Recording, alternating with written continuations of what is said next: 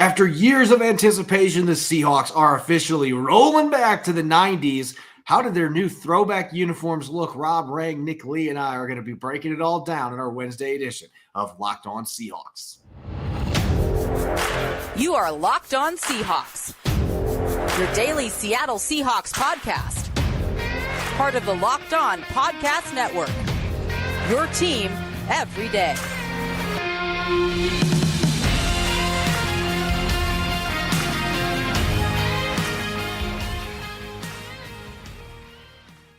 Greetings, 12. This is Corbin Smith, host of the Locked On Seahawks podcast, your daily Seahawks podcast, part of the Locked On Podcast Network, your team every day. It's a special Wednesday episode on a number of fronts, including two co-hosts today. I've got Rob Rang and Nick Lee joining the show. Going to be a jam-packed episode, and a special thanks to all the 12s out there, as always, whether you're listening from Eugene, Oregon, or Lansing, Michigan. We greatly appreciate you making Locked On Seahawks your first listen 5 days a week. We're going to be breaking down the interior offensive line as we continue our training camp preview. We've got our final three in our 90-man countdown, the best of the best, the cream of the crop for the Seahawks. But we've also got a very important uniform aesthetics topic that we've got to cover as well. Going to be a really fun Wednesday episode. So let's get to it. Now for your lead story here on our Wednesday edition of Locked On Seahawks. It's been known for several months that the Seahawks were going to be turning back the clock to the 1990s, hopefully not in the win-loss column, but at least with their uniforms. The Seahawks are going to be busting out throwbacks. The last couple of days, there's been some small teasers coming courtesy of our buddy Quandre Diggs, but today we finally got to see the complete package, the full throwback uniform in all of its glory. And Nick, I'm going to give you the mic here first because you and I were talking yesterday, and you're like, oh, man, when this uniform comes out, I think I got to be on the show for this particular episode. And I don't know about you, but I don't think that the Seahawks could have orchestrated this throwback reveal any better than what they did. Yeah, I've listened to a bit more Nirvana today than I normally do. Look, I feel like I'm the resident, uniform nerd, geek, connoisseur, snob, if you will, here on the show. I love uniforms, especially in football. I just feel like it's such a big part of the game, the fan experience. And let me be the first to say, I think the Seahawks' current uniforms, their normal defaults, uniforms they have with the navy and action green, are one of the best looks in football, and easily the best uniform set they have had in their franchise history. And I don't think that there's nothing wrong with it. And I don't think they should, do wholesale changes to their entire brand. Go away from that. I think it's fantastic. However, these throwbacks and how they released it, home run does not describe it, Corbin and Rob. It was grand slam. I'm calling it right now. With those throwbacks in the rotation. I know R.I.P. Wolf Grays. I get that. But throw these throwbacks in the rotation with their normal home navy, road whites, and then the action green. I think the Seahawks now have the best uniform rotation in the NFL. I mean, the release itself was just out of this world. The 1990s website, the AOL, Microsoft, and giving everyone older than 30 years old PTSD with the dial-up sound. I played that over my loudspeaker on my phone, and I had two different reactions. I had my wife going, "What are you doing? What dial-up? What's going on?" And my 5-year-old going, "What the heck is that awful sound?" And so it was fantastic. And then, the reveal with Jackson Smith-Njigba, and just the description of it. And I just reading through it was almost like a City Connects kind of release when he dove into the details of it. Like in baseball, it says, the iconic royal blue and apple green return, honoring the Salish seas and forests of the Emerald City and Pacific Northwest with a sleek, streamlined cut and cinched sleeves, the body of the uniform. And I wanted to point out two things real quick. One, the thing that immediately stood out to me were the sleeves. The sleeve logo, oh my gosh, they absolutely nailed that. That's exactly where my eyes went, was that sleeve logo. I mean, especially with nowadays where it's kind of uptight, it's tight around the sleeves. That's really hard to get right, and they got it perfectly. And then I also lastly want to shout out Grace Winiger, I think is her name. I saw her on Twitter. Basically, she said, a year and a half ago, I designed the Kingdom logo for our throwback campaign. It's an honor to see that used in the jersey. So if you look in on the collar in the back, there's the Kingdom logo. I mean, it really was like a City Connect reveal. For just that's kind of my best description. So shout out to her and that staff for, just the marketing, the PR. My gosh, home run. It wasn't just it was like back to back to back home runs. It was just fantastic. Yeah, there were so many things that they did building up to this. I know fans and players were just chomping at the bit because the one helmet rule prevented this from happening up until now. And then they had to do all the retail stuff, and then it just kept getting prolonged. And fans were getting really upset about that why is this not happening? But Rob, it feels like, and especially for somebody, and this is not calling you old, but you were able to watch more games with the Seahawks wearing these uniforms than what Nick and I were. This really did give the dash of nostalgia that fans were begging for. And I think that the team really capitalized on that with the way that they released this uniform today. Yeah, I 100% agree with you. And I think that Nick did a great job of kind of articulating what makes the uniform really pop for the people who haven't been able to actually see it. And then, of course, if you're watching on YouTube, then you got a chance to see a picture there of Jackson Smith-Njigba, kind of modeling the uniform, just the bright royal blue colors of the top, the silver helmet, the silver pants. I just always thought that was a really sharp look. And so, again, I think that I have to agree with what Nick said a moment ago. I really like Seattle's look right now, but I also am a huge fan of what I've always considered to be kind of that classic of the silver and royal blue. And again, just the tip of the cap to the indigenous people of the region with the native logo. And so I've always been a big fan of that. And as you mentioned, Corbin, I've been, born and raised in the Seattle area. My parents and my uncle bought season tickets literally in 1976 when the franchise was born. And we have had season tickets in the family the entire time since. When the Seahawks announced that it was going to be the Week 8 game against the Cleveland Browns was going to be the game that they were going to re-release these uniforms onto the field, then I purchased those tickets from my brother, who had never gives up his seats. And so I, just because I was so excited, I'm literally wearing a silver shirt right now just to kind of, give it again some appreciation of that. And I'll kind of quickly digress to one of my favorite memories of the Seahawks in the Kingdom wearing these exact jerseys. It was actually December 11th, 1988. It was the classic Steve Largent revenge hit of Mike Harden. And a lot of people might remember that. What I remember about that, not only was the big hit, not only the fact that it was, again, perfect revenge for the hit that Mike Harden had. That was an illegal hit, knocked out a couple of Steve Largent's teeth, knocked him out onto the turf in the week 1 of that same season.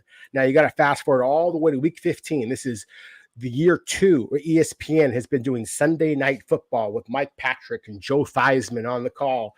And it's again, week 15, the Broncos, the Raiders, and the Seahawks are all knotted up at 7-7, and they're all fighting for the division title. And the Seahawks beat the Broncos in this particular game. They go on the road and beat the Raiders a week later to actually have the very first AFC West division title in Seattle history. And I was there. And so it was a fantastic memory for me. And I just can't wait to see the silver and blue back in Seattle officially. Yeah, it's tough to beat those silver helmets, especially they just look cooler with the modern style. And that's what you got to give the Seahawks props for here, is that they were able to get designers. They took their time. They were able to get the colors right, and they were able to make these look almost near identical while also still having the modern technologies, the modern Nike uniforms. And like Nick said, I was worried about that side sleeve. How are they going to make that look when the uniforms aren't the baggy sleeves like they were back in the 80s and 90s? And they hit a home run. For our listeners, we're going to give you an opportunity to win a Seahawks throwback uniform. We wanted to give everybody an opportunity. We originally were going to announce the winner on today's show, but if you check out my social media, my Twitter account at Corbin Smith NFL, you can also participate in our community page on YouTube.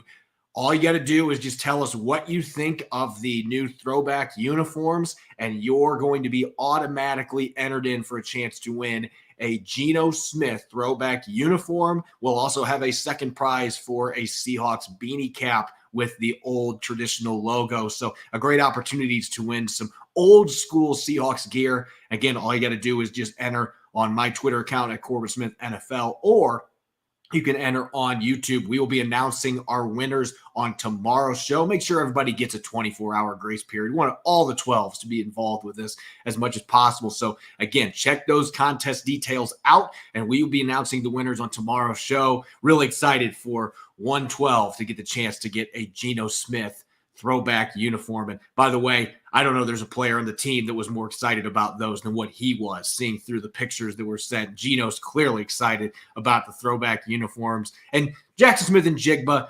we'll forgive him for not knowing what a Walkman was because, well, he was born a year after the Seahawks last wore these uniforms, and that makes me feel really old. Anyway, we're going to get to the interior offensive line coming up next for the Seahawks, continuing our training camp preview. You're listening to the Wednesday edition of Locked On Seahawks, which is brought your way by FanDuel. Take your first swing at betting MLB on FanDuel and get 10 times your first bet amount in bonus bets up to $200. That's right, just bet $20 and you'll land $200 in bonus bets, win or lose. That $200 you can spend betting everything from the money line to the over-under to who you think is going to hit the first home run of the day. It's all on an app that's safe, secure, and super easy to use. Plus, when you win, you get paid instantly. There's no better place to bet on MLB than FanDuel, America's #1 sportsbook. So sign up today and visit FanDuel.com/lockedon to get up to $200 in bonus bets. That's FanDuel.com/lockedon.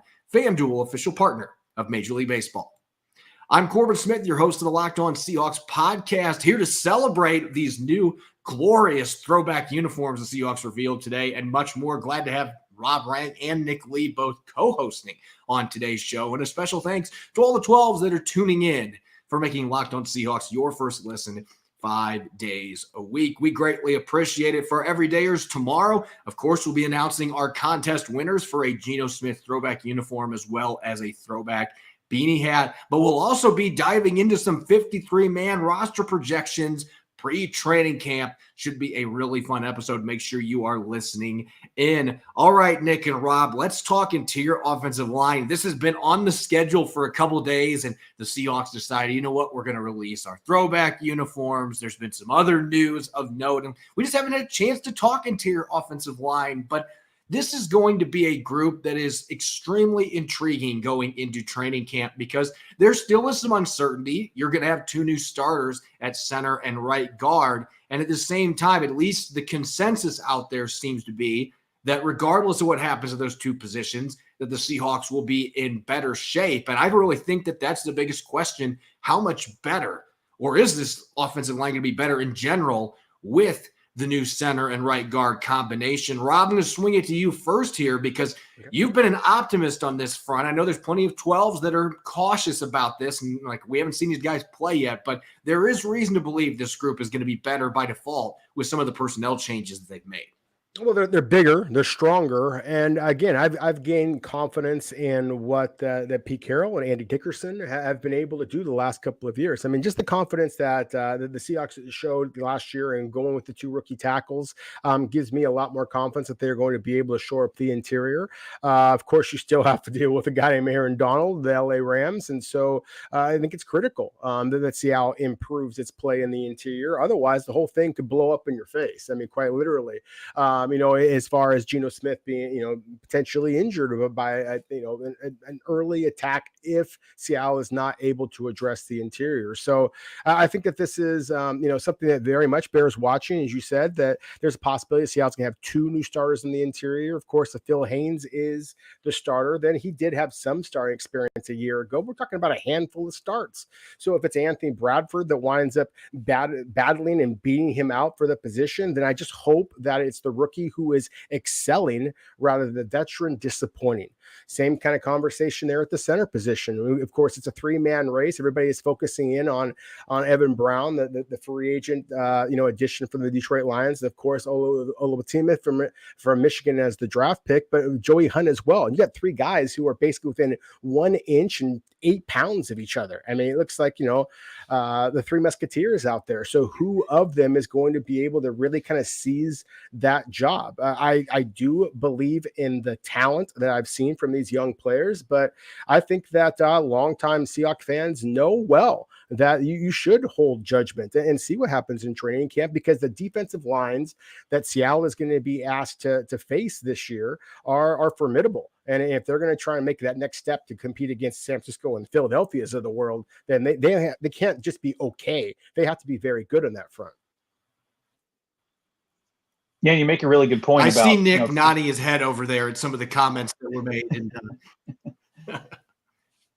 Yeah, you make a good point, Rob, because the matchups with the NFC. I mean, just with the 49ers, the Eagles, and even, again, in the division besides the Niners, the Rams are still very formidable on the inside. So they're going to have to beef up, and they're going to have to be stronger up the middle. And I think the floor is higher for the Seahawks this year in the interior line than it has been in the past. And I think they've set themselves up nicely. I kind of view the signing and the contract structure of Evan Brown much like I do Gino Smith's, where it's pretty low risk, easy to get out of, and it's rewarding for the player if they perform well. But they also set themselves up for the future, and that future is Olu Oluwatimi at center, and he's got to be the future at center. And so, yeah, I do. I think we all assume Evan Brown's going to get that first chance to win the Week 1 job for center, and we know he's got some time at guard too. And I'm about as optimistic about the interior offensive line as I have been in quite some time, probably since the Justin Britt days. I think it's come a long way in the few years since then. Damian Lewis ranked 13th among guards in overall Pro Football Focus grade. Phil Haynes allowed just 1 pressure in 2 of his final 3 games. So those two, especially in Anthony Bradford, I think is a mauler waiting to happen in the interior as a rookie. He's got really, really good run blocking grades. So, yeah, I think they've set themselves up nicely where there's some depth, there's some versatility there, especially at the center position. And I like that you pointed out Joey Hunt. I think he's a little bit behind the 8 ball just with the excitement of Olu Oluwatimi in the draft, but certainly doesn't hurt to have a third guy in there.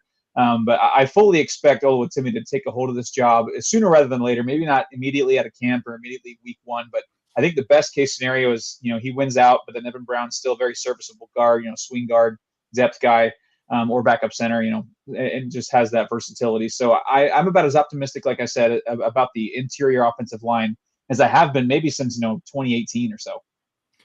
As Rob pointed out, there's plenty of reasons to be guarded about this, because we have seen in the past, in the Pete Carroll era, that there have been some offensive lines that there's been some cautious optimism about, and then things just haven't worked out. But I have to go with what Nick is saying here. This is as optimistic that I've been about this interior offensive line. I'm actually going to go back to when Max Unger was playing center. And it's funny that I'm saying this because we talked about our underrated teams yesterday on the show, and Justin Britt was my pick at center. I thought Justin Britt was a fine starting center, but he was a middle-of-the-pack guy. He was never a top 10 player. I think Olu Oluwatimi has the upside to be a top 10 center in the league. And I can't remember the last time that I said that. It had to be Max Unger, because Justin Britt never just felt like that was his ceiling. And so really what has me most excited about this group, though, is that I just feel like regardless of how this plays out going into Week 1, you have 4 players that are 27 or younger that are competing for these 2 spots. There is upside here. Evan Brown has played really well at center the last 2 years when he started for the Lions, much better than at guard. He's been excellent pass protection. He's opened up holes in the run game. He's 26. So as Nick said, if he plays really well, I mean, you got a really cheap deal for him, but that could still be a guy that is a long-term potential center. He's in his mid-20s. And then Phil Haynes, he's 27. They were 3-0 when he started last year. I think Phil Haynes has a big step on Anthony Bradford at that spot. I think Oluwatimi has a very good chance to win center position. But either way, all 4 of these players are under the age of 27. And that creates a lot of optimism on my part, because you've got a really young core there, and they're all much bigger and stronger. No offense to Austin Blythe, but these guys are going to be able to move people off the ball in a way that he couldn't do for the Seahawks, especially in the second half last season. And so with that youth, there comes the big wild card in all of this. And last year, the Seahawks started 2 rookie tackles. Could they start a rookie center and a rookie right guard? You could have 4 players in the lineup that have 1 year of starting experience or less. And even if Phil Haynes ends up winning his starting job, he started like 5 games in his career. So he doesn't have a full year of starting experience. But if you have to start 2 rookies, Rob, that really is a wild card here because of some of the players that are in this division that you got to play against, like, Aaron Donald. And now you got to deal in San Francisco with not just Eric Armstead, but they also have Javon Hargrave who came in free agency. So good luck if the rookies have to play against those guys in the interior.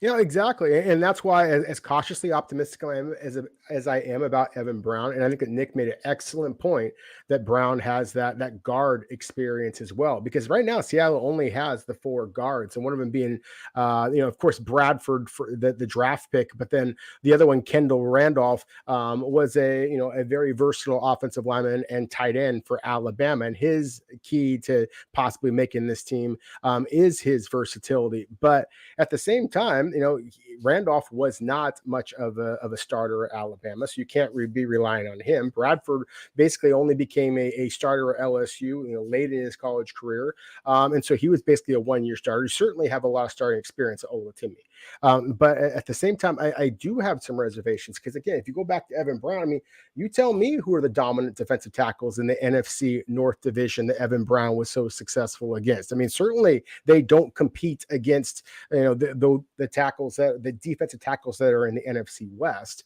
And again, I just see a lot of youth, a lot of talent, but a big roll of the dice here by Seattle because they are very inexperienced on the interior.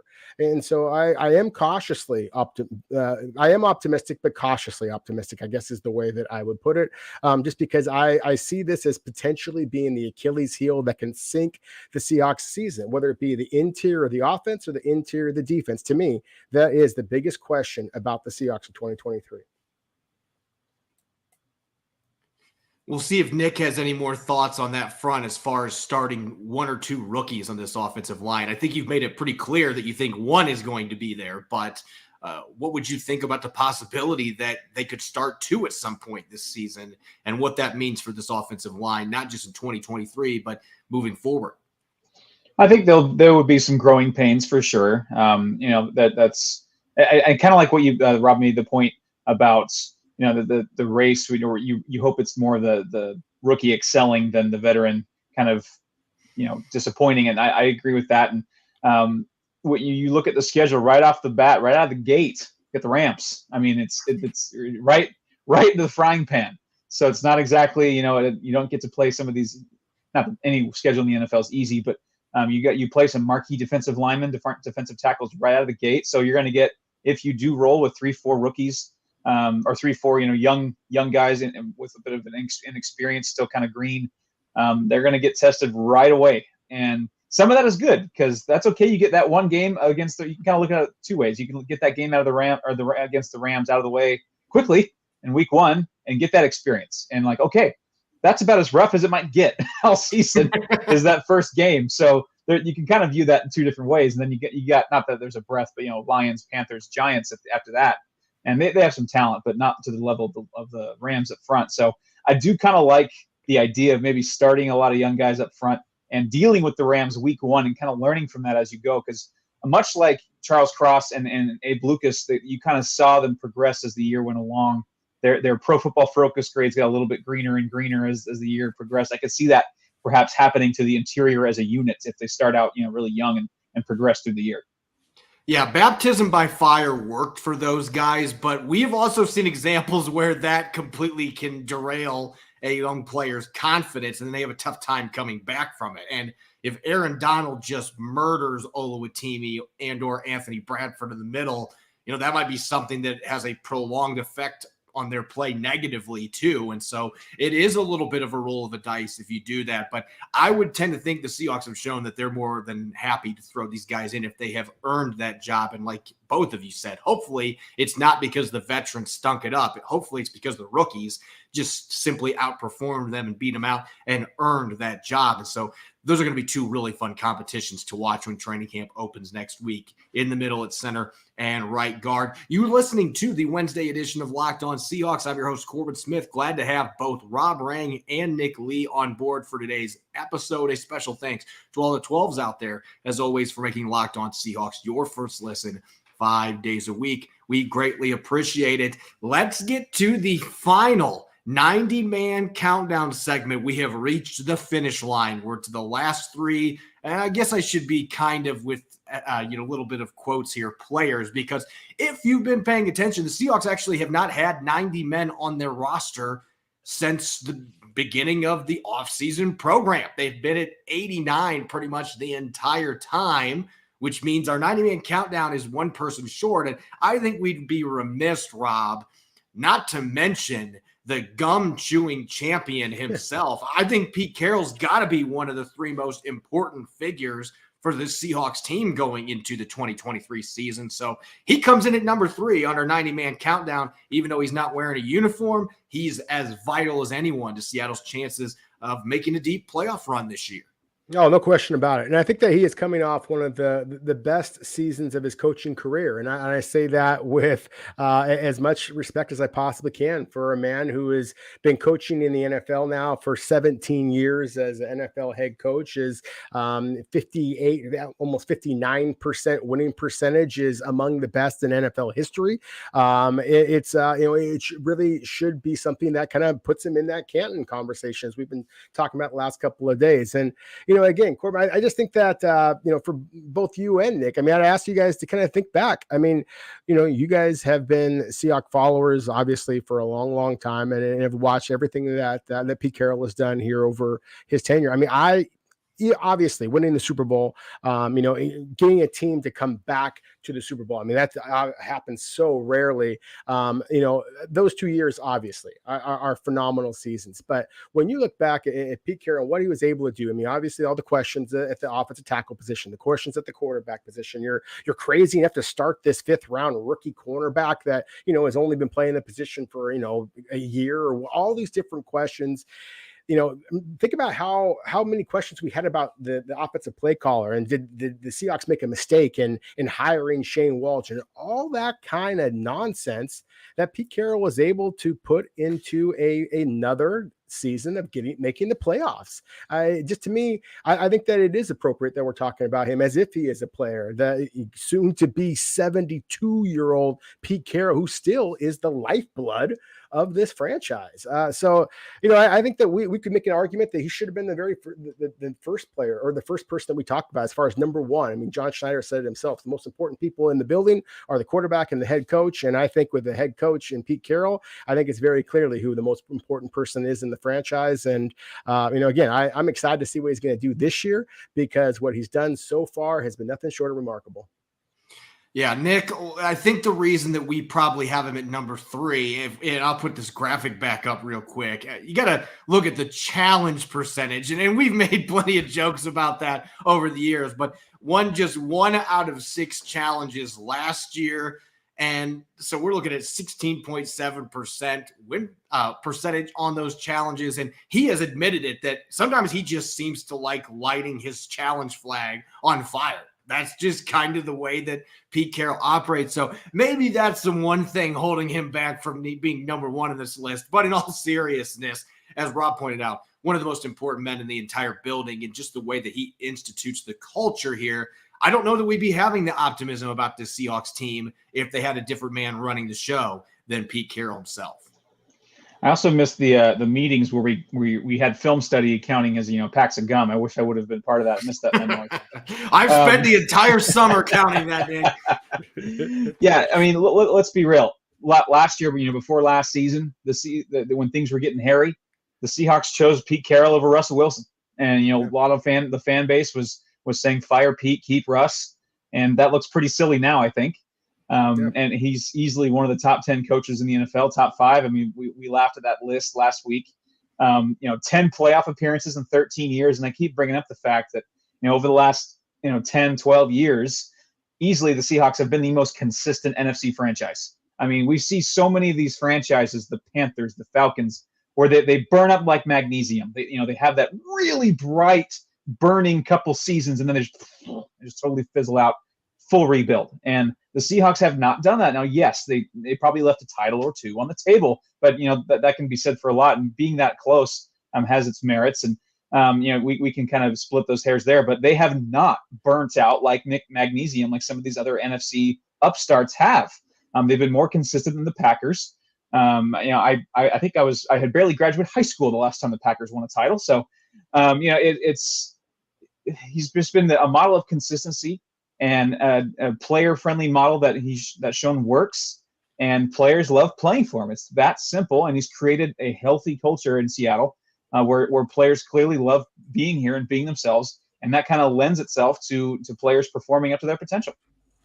We've got 2 spots left in our 90-man countdown. We've got our coach out of the way now, so we're going back to the 2 most important players for the Seahawks. And this was one that we were a little bit torn on here in terms of do we put some of the defenders at number 2? But I think you look at this Seahawks team, Rob, and DK Metcalf at 25 years of age. It's hard to believe that that's all the older he is because he's now been in the league for 4 full seasons, but he's just 25. He is still barely scratching the surface of his potential. He had a career high in receptions last year, had over 1,000 yards for the second time. Not as many touchdowns as we were accustomed to seeing. Still had 6 of them, though.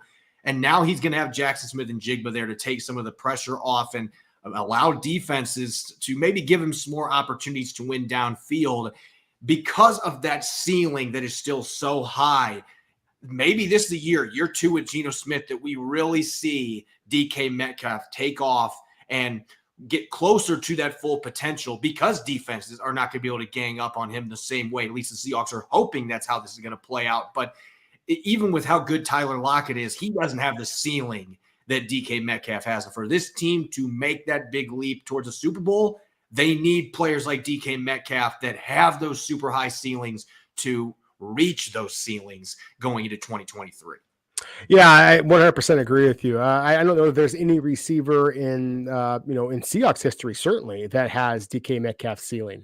Just is a remarkable athlete. I sometimes will kind of go off into my little tangents and tell stories and stuff. And it's still one of my favorite memories as a Seahawks analyst is the moment that the Seahawks drafted DK Metcalf, and just to see the way that he has, matured as a player in terms of just the focus on his routes, the development that he has shown in terms of his maturity, and in plucking the football wasn't something that he always did at Ole Miss. The durability, that was a huge question mark when he was drafted, and the fact that he has only missed 1 game in 4 seasons in the NFL, has 35 touchdowns in 4 seasons in the NFL. I mean, that's remarkable. Puts him on a pace with some of the all-time greats. So at the same time, it also feels like, yeah, but with DK Metcalf, sometimes it just feels like that he's still not the player that he could be.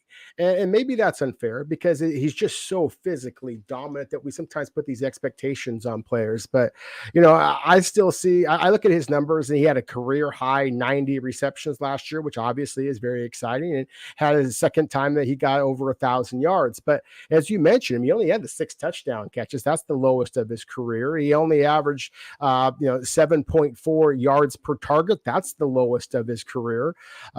He's got 7 fumbles, 2 fumbles this past season. I mean, that's for a guy as big and strong as he is, there's just some areas in which it still feels like DK Metcalf could improve. So I agree with what you just said a moment ago, Corbin, is that I'm excited about DK Metcalf, but if Seattle is going to take that next step, then, as I talked about before with the interior, the offensive and defensive lines, sure, that just goes without saying. But you need DK Metcalf to go from being just the best player, the most gifted wide receiver in Seahawks history, to really taking control and being a top 2, top 3, Justin Jefferson, Jamar Chase, Stephon Diggs, Devontae Adams, take over a game kind of a receiver. And I've not yet seen DK Metcalf truly do that. I don't know that the Seahawks have faith that he will do that. Maybe that's why they made Jackson Smith-Njigba the first round pick that they did. Yeah, it all goes back to the consistency aspect. There have been games where he's taken over, but he's not done that consistently. And then there's the fumbles. And I know Nick's going to point this out. The drops, 5 of them last year. And it just seems like they come at the worst of times. So it's focus-related stuff. It's year 5. If he can just finally get over the hump and limit those mistakes as one of the best receivers in football, then that really is going to help this offense take its game to another level.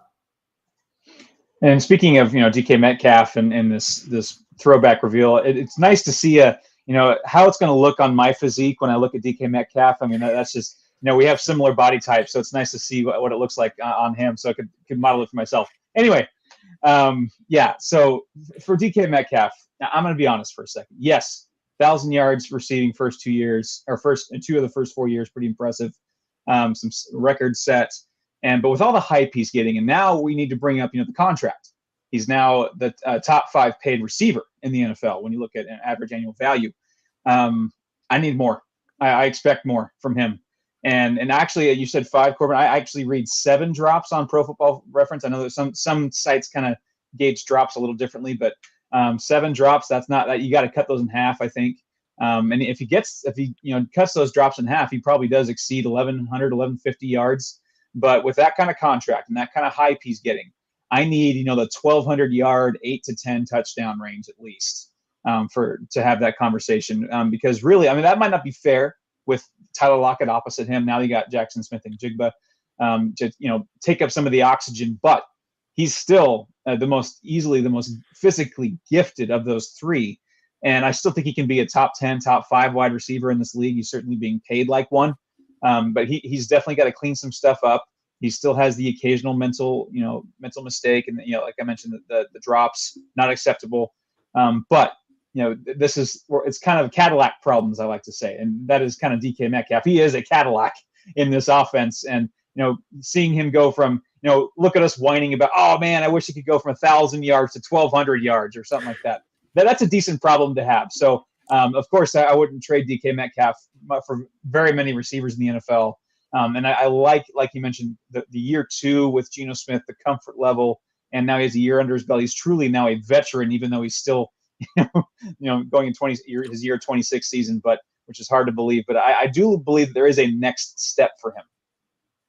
Yeah, we just haven't seen that yet. And I guess that's good news for the Seahawks, but you're hoping at this point you're finally going to see him really burst through that ceiling. He's been a borderline top 10 receiver, but you feel like he could be a top 5 or a top 3 with the physical tools that he has.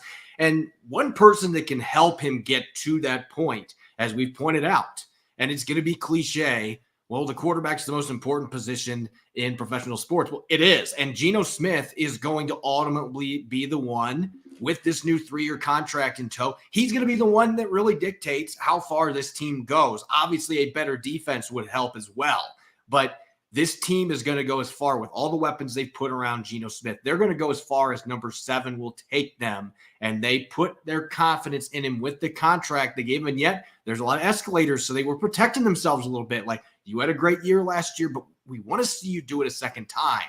And if he's able to do that, then the Seahawks have a really good chance to go much deeper into the postseason. So it goes without saying, Rob, Geno Smith comes in at number 1. Russell Wilson was number 1 in the countdown most of the seasons that he was the starting quarterback. That's just the way it goes when you've got an established veteran at this quarterback position. It is the most important position in sports, and your team is going to go where that quarterback takes you ultimately.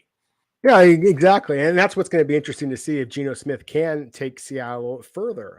But I think it's worth kind of going back for a moment and just looking at, Geno Smith's numbers and comparing him to the elite. I think that Nick made an excellent point a moment ago that, you just expect more from DK Metcalf if you're going to pay him top 5 kind of money. And then you look at his 6 touchdowns a year ago and you look at all these wide receivers that, there's 20, maybe more that are ahead of DK Metcalf. Whereas you go to Geno Smith, on the other hand, and the only quarterbacks who threw for more touchdowns than Geno Smith did a year ago were the 3 that you would expect: Joe Burrow, Patrick Mahomes, Josh Allen, and so we are talking about the elite of the elite. And so I think that, what this comes down to is expectations now.